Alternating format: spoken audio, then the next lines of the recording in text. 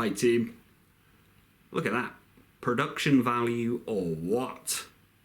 We're going to be taking a look at that very professional looking diagram in just a moment. Today we are looking at a technique called urge surfing. A very powerful and empowering technique. A crucial method for understanding and overcoming those intense cravings, those intense urges, those intense desires that are inevitable in the early days of our abstinence, our recovery, our sobriety from the substance or the behaviour that you are seeking to break free from. Cravings are inevitable in the early days. We cannot simply hope that the cravings aren't going to come up. They are going to come up. It's crucial to understand that they're coming, because by knowing that, we can have something in place. We won't panic when they come, because we have an understanding, we have a method, we have a technique. There is something in the toolkit that we can draw on when that inevitable craving begins to rise, that inevitable urge begins to rise up, because it always results in that panic. You know, when you just start feeling that craving coming in, that urge, and all of that addictive voice activity starts coming in, oh no, not this again, right? But by knowing this technique, urge surfing, and by having a deeper understanding of what's going on in the mind, we don't have to follow that panic. We don't have to indulge in that panic. There is something we can do. There is a method, a technique that we can fall back on when that craving inevitably arises. So, I sobered up using a technique called addictive voice recognition technique, which is outlined in the book Rational Recovery by Jack Trimpey. I'll put the link somewhere down below. I highly recommend you check it out if you wish to be permanently and securely abstinent from whatever substance or behaviour it is that you are seeking freedom from.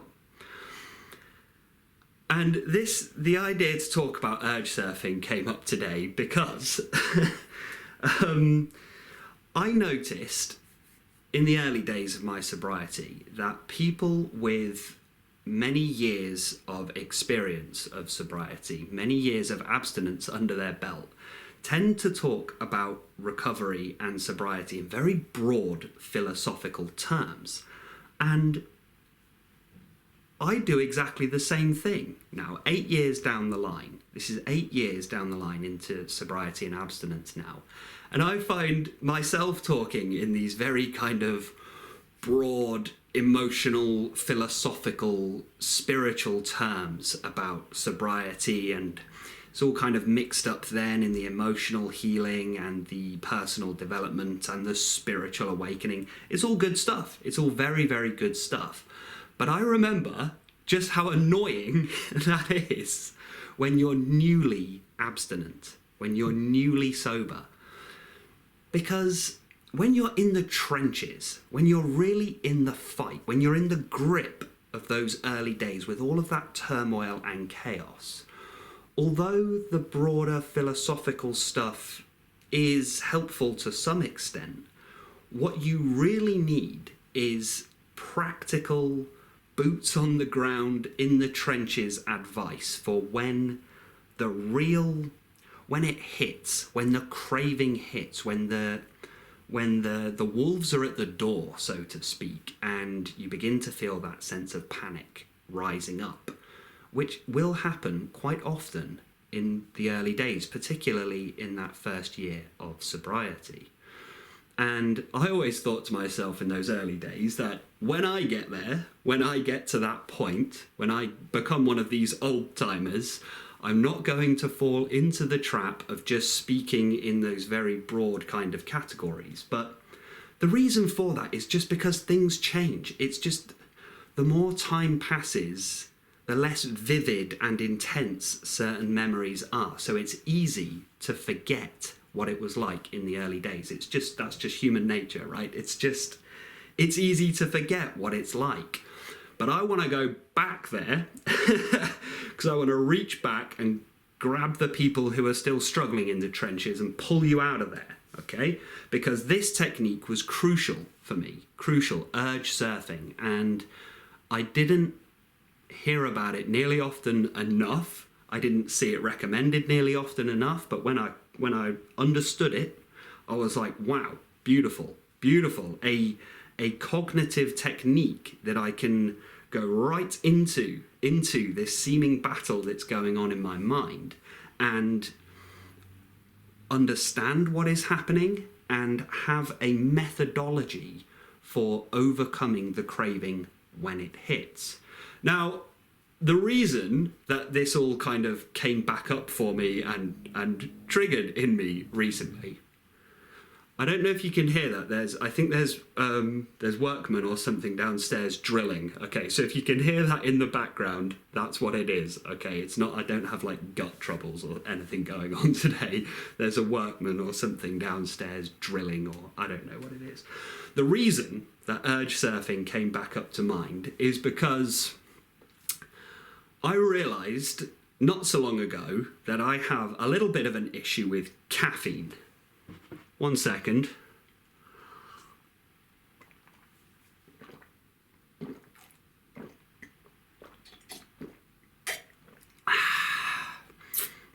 Yum. And so I set about trying to overcome my overindulgence in this habit of drinking too much caffeine. So I'll have my strong coffee in the morning, and then I try to go all day without any more caffeine and a little bit cold turkey on it. And the other day I had my strong coffee in the morning, delicious, right? And it got to about midday, which is when I would usually grab for another very strong coffee. And I thought, nope, we're not doing that anymore because we're trying to kind of wean off of this, the caffeine thing. And I was hit by the mother of all cravings. It was intense, it was physiological, it was psychological, it was emotional, there was cognitive turmoil, and I found myself in that awful in-between thoughts, behaviours, emotions, confusion. And I thought, wow, this is familiar. I remember this. And I was quite emotional, actually, because it took me right back to what it felt like in the early days of sobriety, when we have these huge... It's an emotional roller coaster, because you have the highest highs, because you get these victories of, like, you get your first 2 weeks, your first 3 weeks, your first month, your first 3 months. It's like, whoa. But you also have that kind of... the harrowing, real dark emotional turmoil when a craving comes back up, and there's a despairing element, a feeling of, well, is this going to be going on forever? And it took me right back. And this was just a craving for caffeine, essentially. And the other thing I noticed is that everything I'd learned from my sobriety, from the early days of sobriety, kicked in, even though I haven't really used this technique in many years. Because ultimately, after many years, the addictive voice activity does just diminish, and eventually it subsides to so quiet you just don't even notice it anymore, right? So the urge surfing didn't really need to... In time, it's just not as necessary. That does happen in time, but don't wait for that to happen, because you can just be sober right now. It all comes down to behaviour. It all comes down to decisions, okay? So don't wait for that time to happen, is why I mentioned that. So what struck me as I was trying to resist this caffeine craving is that even 8 years later, the exact same technique that was so hard learned, it was so hard won in those early days, it's still there. It's still there. It all came right back up, and I had the craving for caffeine, and immediately I went straight into the urge surfing technique. It kicked in automatically, and I thought, bro, I need to talk about this. I need to get this across to the people who follow me for the sobriety advice, for the abstinence advice. And I can't believe I haven't mentioned it so much before. It's kind of, I throw it in there every now and then in some of the other videos, but I thought I'd just do a pure instructional video on what the technique is, how to practice it, and we're going to do this as a what's the word? I don't know why is my head going to seminar, not a seminar. A practical workshop. Yes, we're going to workshop this and actually run through it as if it's actually happening. And I hope that you could save this video somewhere and find the timestamp of when we actually begin this, so that when the craving hits, we can actually run through step by step exactly what is happening throughout the life cycle of the craving. And with that small bit of hand holding and support in the early days, we can just walk through exactly what's happening, what's going to happen, how this resolves without indulging in the behaviour or the substance, how we resolve the craving. Just that little bit of hand holding until a time when you don't need the video anymore. But we're actually going to do a 20-minute workshop essentially on the technique of urge surfing itself. So let's get into it right here. A craving can only last for 20 minutes. Biologically, physically, psychologically, a craving can only last for 20 minutes. Now, straight away, immediately, that is very, very important knowledge to know. So, let's grab this ultra professional document right here. What I'll do is I'll take a screenshot, see if I get the lighting right on that bad boy. I'll take a screenshot and I'll put it up somewhere so I don't have to keep holding it up. I mean, this is, look at this. This is, I mean, you're probably thinking, Corin, did you have this made up professionally by a graphic designer? Have you got this specially printed by some commercial professional printing service? Because this is just absolutely amazing. I mean, you know, what can I say? But by the way, my handwriting hasn't changed since I was about 12 years old. So please just please bear with me on my handwriting. It's shocking. But you'll see right here at the bottom, first up, we have 20 minutes. So I will take a screenshot and put this somewhere on the screen, maybe up in the corner, so that I can talk without having to hold it up constantly. But just for now, 20 minutes, okay? This is the life cycle of a craving. We have the intensity on this side here, and we have the time along the bottom here. So that's the line graph. This is the life cycle of a craving, and it can only last for 20 minutes. So firstly, this is the first thing to understand. When a craving starts to rise, when you have that horrible addictive voice activity that starts to, well, we'll get into exactly how it starts to manifest. It will be different in every single craving, will have a slightly different kind of manifestation to it, because that's how the addictive voice operates. So if it tries one tactic, and if you don't give in to the craving, then it'll just try a different one, right? It's very sneaky, very subtle, this addictive voice. But the first thing to understand is, no matter what manifestation, no matter what the addictive voice is coming up with to try and get you to go back to the addiction, you know if nothing else, right? So if nothing else, if you learn nothing else from this technique, just know any craving can only last for 20 minutes. Only. That's it. And at the end of that 20 minutes, so we'll notice it rises in severity and then disappears. That is the life cycle of a craving. Knowing that is crucial, because one of the things that the urge and the craving, the addictive voice, will try and convince you of is that this is going to last all day. This is going to last hours, and it will say things like, you might as well give in now. You know, this, as the intensity of the craving rises and rises, there is a feeling of inevitability, and you start to feel that sinking in your heart. You feel that despair of, oh, this craving's is only getting worse and worse and worse. And the addictive voice will convince you you're going to be suffering from the intensity of this craving for the rest of the day, the rest of the week, the rest of your life, it'll even try and say.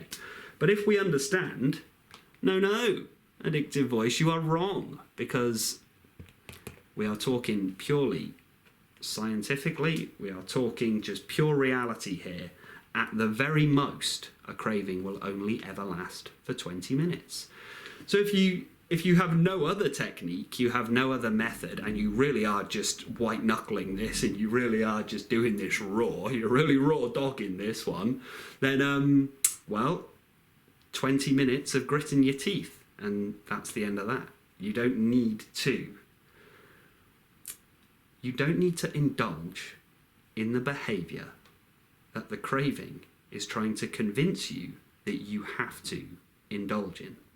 This is how the addictive voice functions and works. It is any thought, feeling, image, belief, or opinion that supports the idea that you are going to use or drink again, or partake of that behaviour again.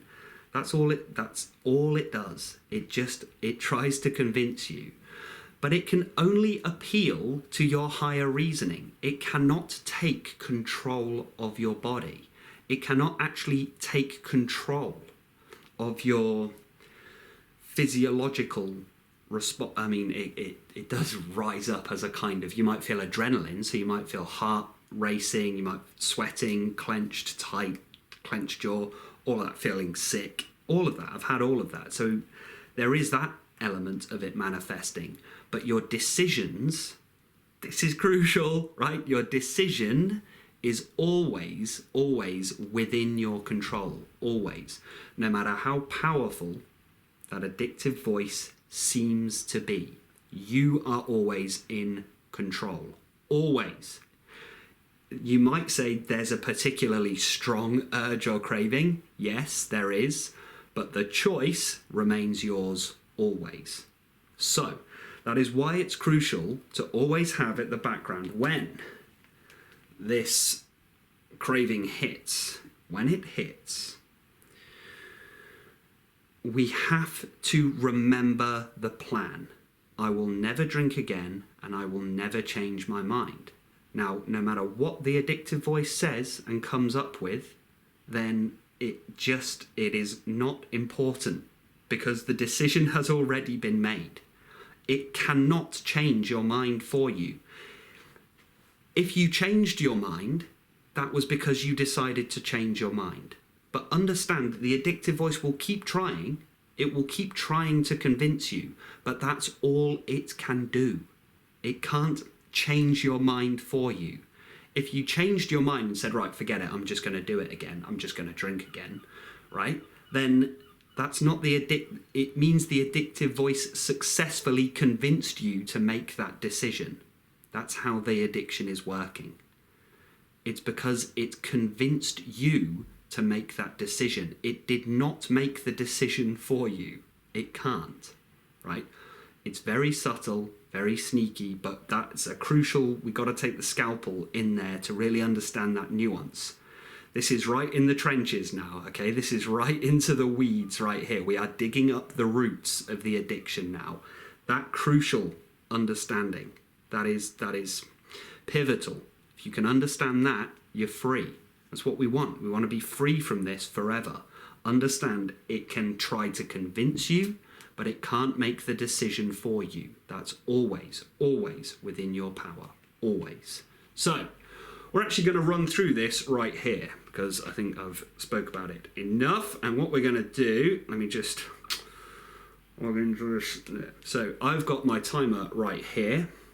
20 minutes. Ready to rock and roll. So maybe I'll put a timestamp somewhere, or maybe a lovely helpful commenter can pop it in the comments somewhere where the timestamp actually is that we're going to begin this. And let's just say, so you're just trying to go about your daily life, and all of a sudden you become aware that a craving is starting to rise up. So you've decided that you're going to sober up, you've decided to commit to abstinence, you've decided to commit to sobriety for however long. This could be anywhere, really, from day one, from day dot, all the way up to, well, it just goes on forever. This is when the craving starts to rise. So I'm just going to whack go on that timer right here, and that's where we find ourselves in this position right here. The crucial thing is not to panic. Not to panic. So look, the timer's started now. So now we've found this, I just need you to just take a nice deep breath for me, okay? Bring yourself into the here and now. Just recognize, yes, there's some particularly strong addictive voice activity is now rising up. There might be a physiological response. You might get that heart beating, you might feel sick, your mouth might be watering, all of those sorts of things, and intense mind activity too. And however this craving is now manifesting for you, we just need to take a deep breath, just bring ourselves into the here and now, and feel that panic is starting to rise up. You can just feel, and there is the inevitable feeling of, oh no, not this again, not this again. I can't handle another craving. This is going to be more intense this time. Okay, just notice those thoughts, but don't follow any of those thoughts.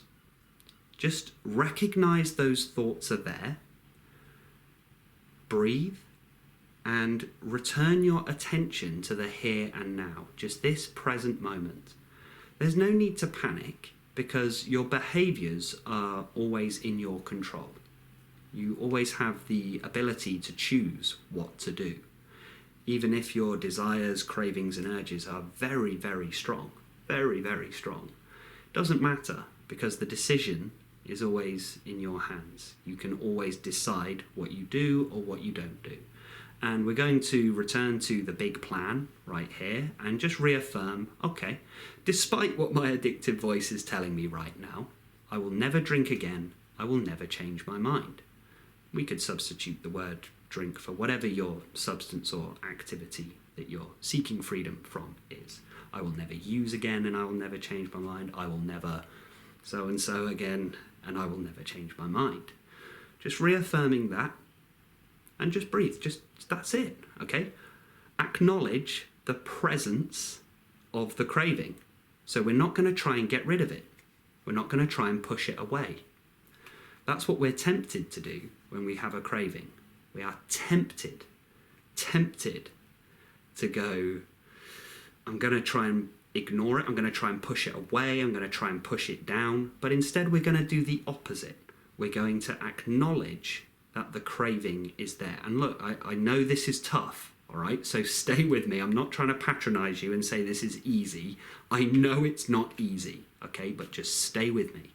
Just do me a huge favor. Stay with me. Breathe into the here and now.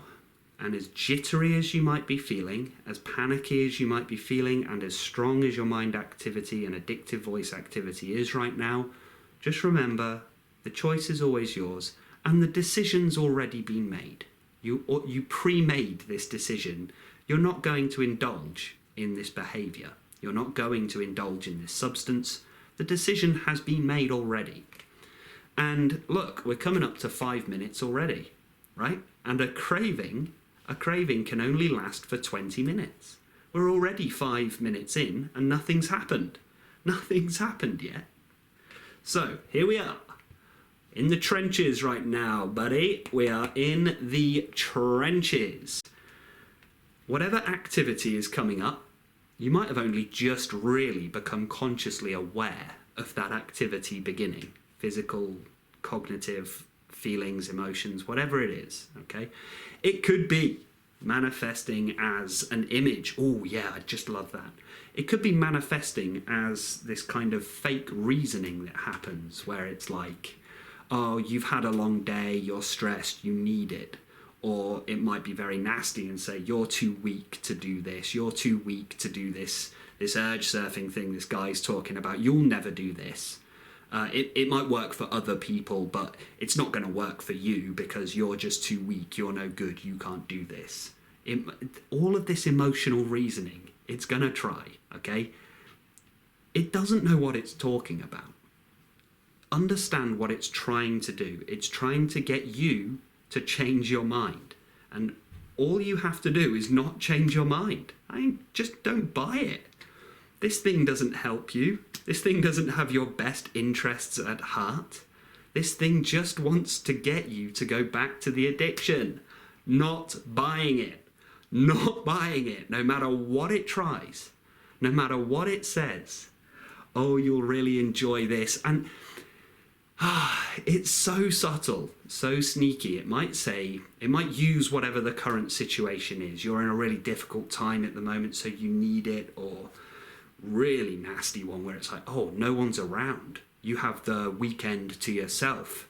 Who's gonna know, right? That is classic. Who would know? Who would know, right? It's your addictive voice. You would know. You would know. The decision's been made. Don't follow whatever it's trying to tell you right now. And don't worry about the physiological stuff that's happening. Your heart might be beating, again, salivating, all of that sort of stuff. That can't last much longer, okay? It just can't last much longer. So right here, very first thing that we're going to do is just not panic. We're not panicking about anything, and we're just going to watch for any of the emotional reasoning. But you will notice as time goes on that unfortunately it feels like the craving, the intensity of the craving is increasing. So there might be increased activity in the mind, there might be more increased emotional reasoning in the mind, there might be these beliefs coming up in the mind, beliefs such as you can't live without this, you have some kind of genetic disease and you need it in order to live, that sort of stuff, right? And you might be feeling the physiological stuff more and more intense. Right here, let's go right into the trenches of this urge surfing right now. Breathe. Breathe. I find in through the nose, out through the mouth, the most powerful. And breathe deeply into the belly. If you imagine there's a little space below the belly button, all right? Try and breathe into that area. In through the nose, out through the mouth. And when you find the mind is very strong and you keep getting pulled into those trains of thought, just return to the sensations of the breath. Just return attention to breathing. And knowing right here, nothing has happened yet. Nothing has happened. Nothing at all. The addictive voice is going to be saying things like, this is inevitable, it's already too late. You know, there's a reason you have this craving.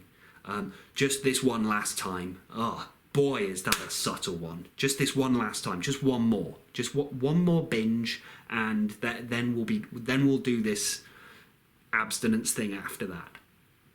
Very sneaky, very subtle. Disregard. Just disregard. And return to the breath. and recognise that nothing's happened. Nothing's happened. It's been 10 minutes now.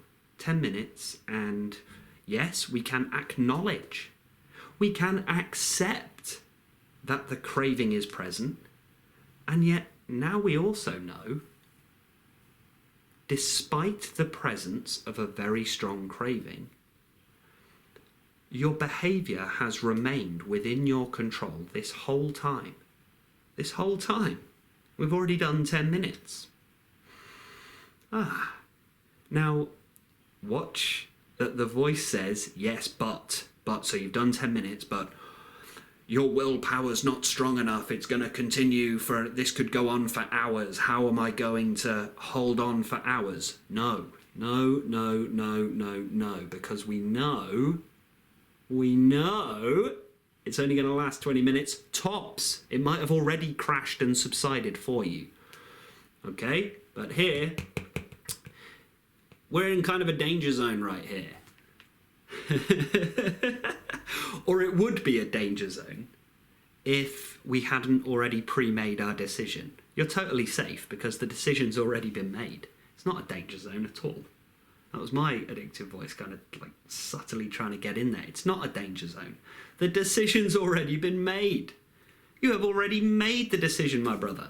You have already made the decision, my sister. You already have. It's the victory is already struck.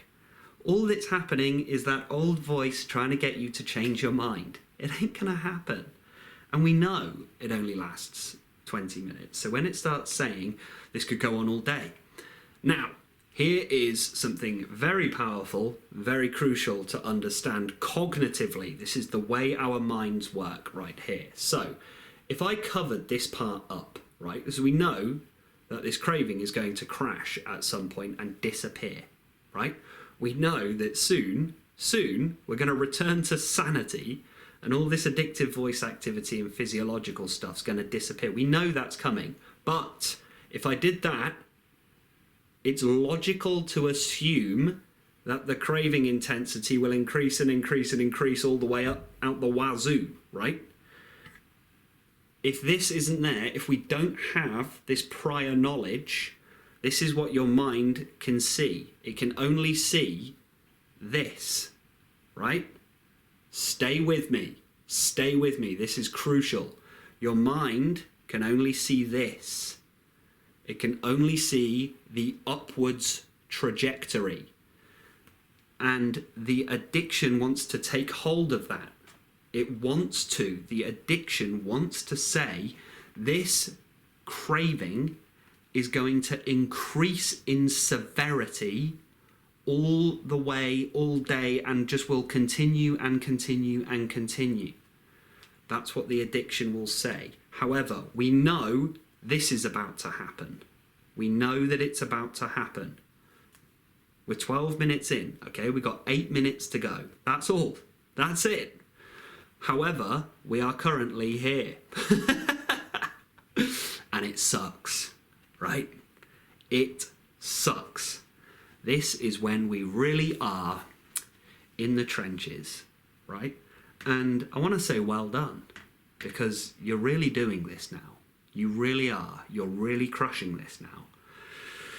We've been in the belly of the beast here for minutes on end. And you're aware of the severity of the craving. You have acknowledged it. You have accepted that it's there. You're trying to breathe, and again, it's very simple. Everything I'm saying is very simple, but it is not easy. And I know this, so I'm not trying to patronize you. I'm not trying to say this is some kind of moral failing you have. It's nothing like that. Just acknowledge this is tough. This is tough because we are here right now. It's rough, real rough. So here we are in the depth, in the grip of the hardest part of addiction recovery. This is the apex. This is the most intense and most severe that your addictive voice is ever going to be. It will be coming at you with everything, right now. Everything. It will be saying, yeah, well, this is all right for right now, but what about later? It might be saying, oh, well, it's okay right now because you're around people, but what happens when you're alone in your house later on? It'll be saying all kinds of stuff like that. It'll be saying this craving's going to last for a long time. It'll be saying that your entire life is going to be like this. This is just going to keep happening, and you can't live your entire life having to go through the difficulty and the struggle of these cravings. It's gonna come at you with everything and the kitchen sink. Everything. And look what's happening. You continue to just focus on your breath and watch. Watch. This is why it's called urge surfing, because you are staying above the urge. How do we stay above the urge even as it increases in its severity and intensity? You simply observe. That's it. No matter what it tries, we know the addictive voice is a compulsive liar. It just lies, and it will try everything it can to get you to change your mind and go back on your decision. The decision's already made, so it's just wasting its breath. It's actually wasting its energy. And as we go through this, right, 5 minutes to go now, and understand this. This is as hard as it gets right now. And you're doing it. You're doing it. So that should give us a little clue as to the true strength that you really have. The true power that you really have. The power here is in your decision. Right? This thing is talking constantly. It's tried everything. Images, physical cravings, emotional reasoning, all kinds of stuff. All kinds of ideas of, oh, it'll be so amazing later, and oh, it wasn't even that big a deal after all. All kinds of stuff. So subtle, so sneaky. Remember, it can use emotions as well. It's trying to use your own emotions against you. How horrible this thing really is. And yet, the decision is made. You are still focused on the here and now. And you just think that whole 15 minutes, a quarter of an hour we've just gone, and nothing's happened. Despite the severity of the addictive voice activity, nothing has happened. Nothing. So the despair, don't worry about the despair, right? You feel that other feeling that's starting to come in now of like, oh, hang on a minute. There's light at the end of the tunnel. There's light at the end of the tunnel here. That feeling? Like, oh, maybe I can do this. Maybe I can overcome this craving. Okay? And that's when we're starting to crest.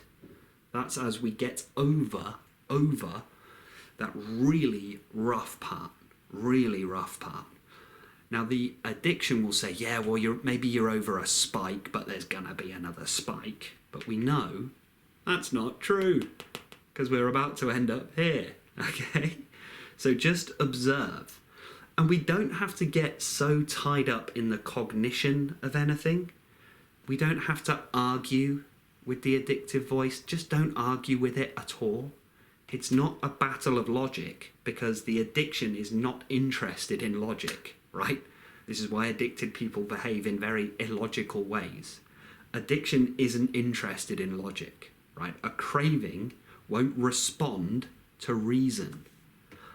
A craving is so primal, so deep, it's animalistic. It will not respond to logic or reasoning. So don't waste your breath. Don't try to engage in any kind of argument. We are now practicing the function of our higher self by just breathing deeply, observing the pathetic attempts of the addictive voice that now knows its days are numbered, so it's trying as hard as it can. And, oh, hang on a minute. Hang on. something's changing. Something's changing. Something's changing in the body. And if you find, because the addictive voice is very sneaky, it'll say, no, this isn't happening. It'll say, oh, the craving should be subsiding by now, but it's not subsided for me. That's just its final last-ditch effort, its final last-ditch attempt. It'll say, this guy on the screen said it's only going to last 20 minutes, and yet it's still happening. So he must be completely wrong, right? That's because that's how it operates. It's going to try and get you to doubt me because I am directly threatening its existence right now, okay?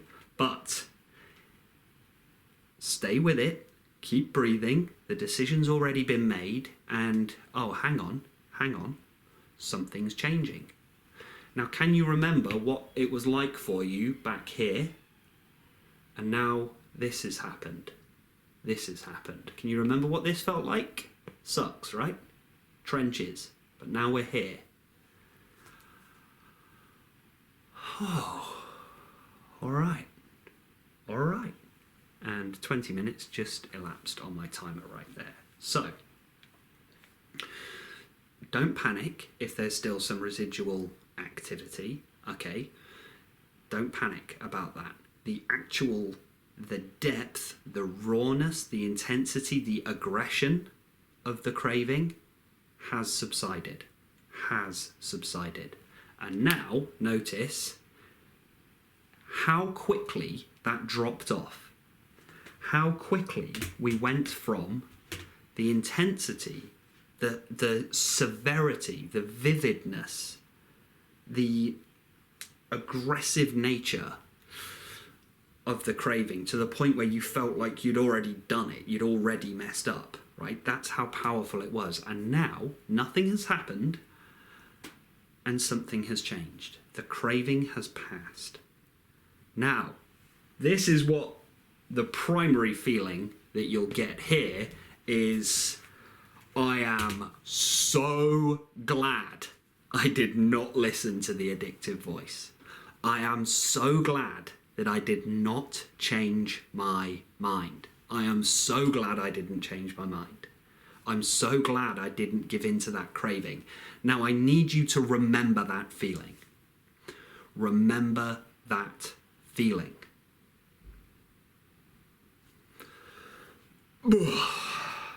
Everything was all tense, tight, up in the head, and then,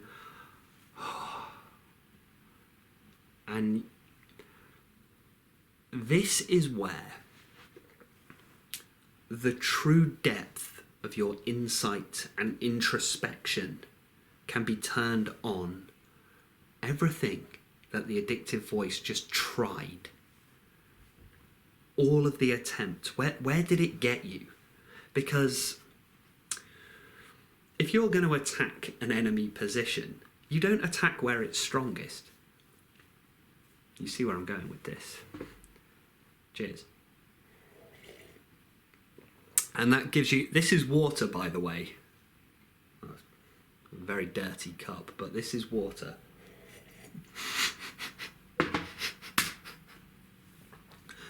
If you're about to attack an enemy position, you don't look for where the enemy is strongest and attack there. You look for where it's weakest, right? And that's where you're going to go to. That's where you're going to attack. That is exactly what the addictive voice does. It doesn't go to your strongest areas, it goes to your weakest areas. And now you have practiced this urge surfing all the way through the entire life cycle of the urge, of the craving, overcame it, and now you can practice your introspection, intuition, and understand, right, the addictive voice tried this, this, and this. Now you know that. You know what to expect the next time that it tries this. Okay? You know what it's going to try. It's crucial to understand it's not always going to be like this. Like I say, years down the line, I'd completely forgotten how strong and severe cravings can be. They can be debilitating. right? And so my heart goes out to you. I understand what you're going through. And there are anyone who's ever sobered up, became abstinent from a substance or activity knows this, knows just how rough it is, particularly in that first year. But people, for some reason, I don't know why this is, a lot of the old timers don't like to say, oh, it'll get easier in time. But it will. It will. The cravings get less severe, and so it's easier to overcome them. Of course it does. It's just logical. It's just natural, right? It just gets easier in time. But in the trenches, it's going to be rough. There has to be some level of acceptance that this is going to suck. Like, you might have spent decades indulging the craving every time it rises. You're now trying to reverse that habit. It's just conditioning. You're trying to reverse the conditioning. And that's going to take a few times of this craving rising. You just surf the crave, you surf the urge, you surf the craving, you observe it, you feel it rise, and then it subsides. And the more times you do that, the more times you experience that relief afterwards of, I'm so glad I didn't do it, that adds reassurance, that adds a level of courage, it adds a level of strength, and it adds there's a reward when you overcome a craving by just surfing it, by letting it come, acknowledge, accept, and just observe, allow, and get to the other side. There's a reward, and that reward is this relief that you feel. And that relief builds self-respect. Self-respect. I didn't give in to that craving. And when you don't give in to a craving, you are building the strongest foundation against your addictive voice that you could possibly have. Why? Because you have directly experienced your own strength for yourself. You've experienced it.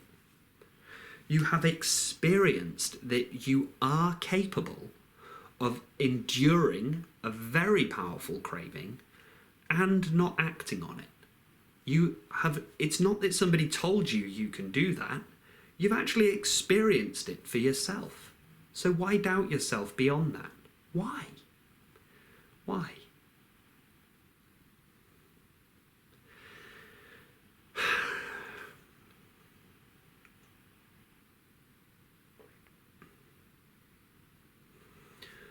The more you practice this, the more you practice that abiding as the calm, patient, ever-loving, ever-compassionate awareness of what is coming up within you, the more it feels like it is a higher power that's coming in to save you from the craving. We can see it from either perspective.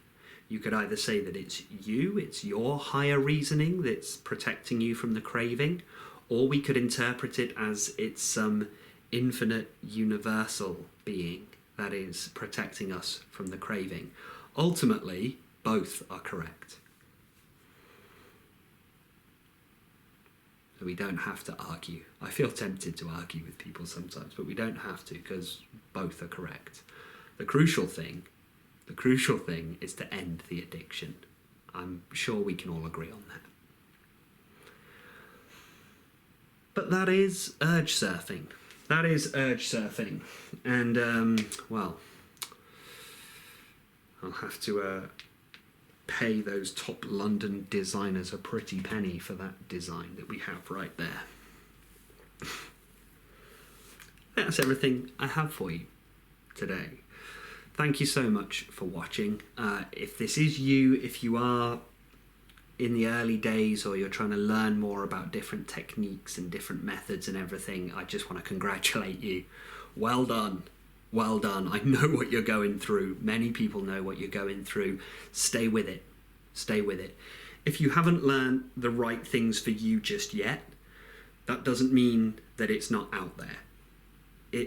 Just keep learning. keep learning, keep understanding, keep developing, keep adding techniques and methods to your toolkit, keep researching, and also continue to just deepen your introspection and understanding. I tell you,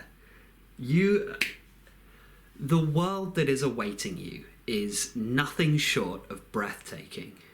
When you really nail this, when you really become secure and permanent in your abstinence, I'm kind of jealous in a way, because the wonders that come to you in the kind of just after the initial acute phase, when you start to regain control of your life and gain all the benefits of the abstinence and sobriety, man, you'll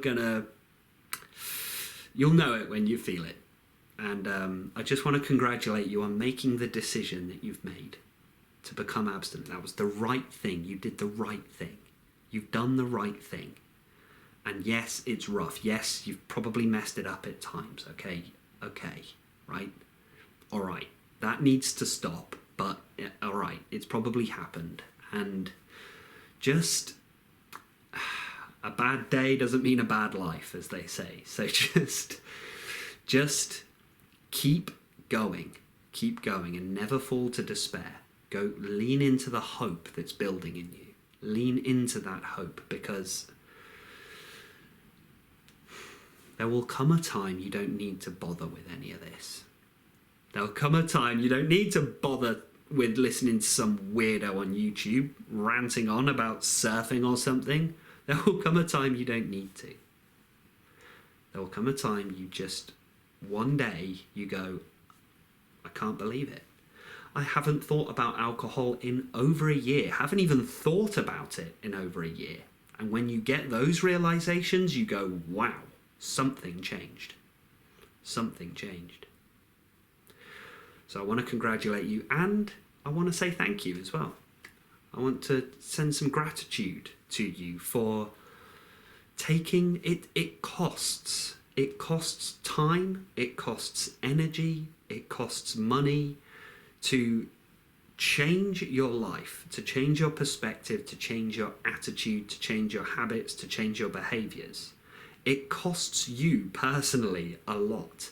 And in doing so, you're actually helping humanity, because you're removing one addiction from the common stock of many, many addicted people. So just by reducing it by one, it actually makes a massive difference. It actually, like if water goes up in a harbour, all of the ships go up. That's what's happening when you sober up.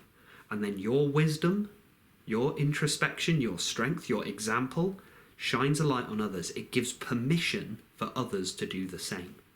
So thank you. Thank you for what you're doing.